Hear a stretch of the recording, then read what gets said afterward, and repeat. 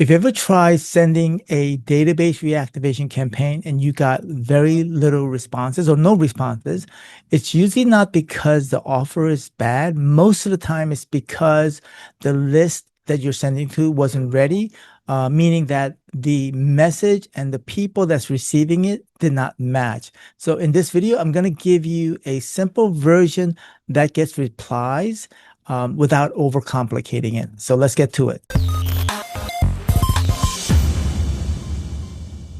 Hey, my name is Paul Kim, and in this channel, I talk about getting clients with high level, most importantly, getting clarity before you implement AI or automations. All right, so in today's video, I want to talk about something that probably most of us, including myself, have done, is that you have an email list, and what we tend to do is we would just send out a blast SMS or email, and you get no responses. Or maybe you just send a blast message that says checking in, or you just go straight to the offer, right? And those kind of messaging or text message or email, whatever it may be, you're gonna typically get low responses, and people will most likely ignore it. And then you're gonna say, "Oh, this database reactivation did not work." The reality is that it's not the campaign, it's usually the mismatch between the list, the timing of the people, and the message was not connected with the timing of where the people are in their, journey. So here's the shift. You are going from sending a campaign to starting or restarting a conversation from where they left off. Because the fact of the matter is, like, people know that it's it's a blast text message or email, but they will respond if it's personal and it's relevant to them at that current moment.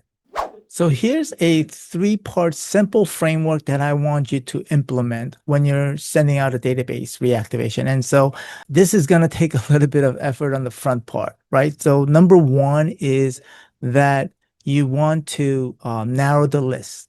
So what I mean by narrow the list is that don't intend to send to the whole list. What you want to do is you want to narrow the list down to people that are warm or that you previously had conversation with, because those are the easiest to expand. And so number one is really taking your time to go over your list or database and really segmenting those people that are really warm. All right, so the second part of the framework is sending messaging that lowers the ask. No pitching, no selling, no follow-up. What you're doing is you're sending a message that's very simple and human, right? At the end of the day, I think we're in this day and age where everything is so simple, and it could be automated, but you want to sound very human, right? For example, hey, quick question.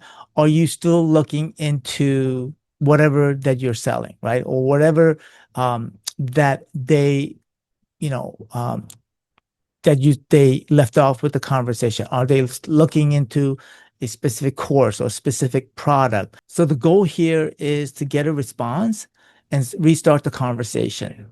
And then the third step is you basically expand the conversation, right? You offer help, you offer the next step, because when they reply, they basically raise their hand and saying, hey, they appreciate that you replied at that moment because it's relevant to them. All right, so let's go for an example, because most of the time I relate better when there are examples. So let's take, for example, a real estate agent.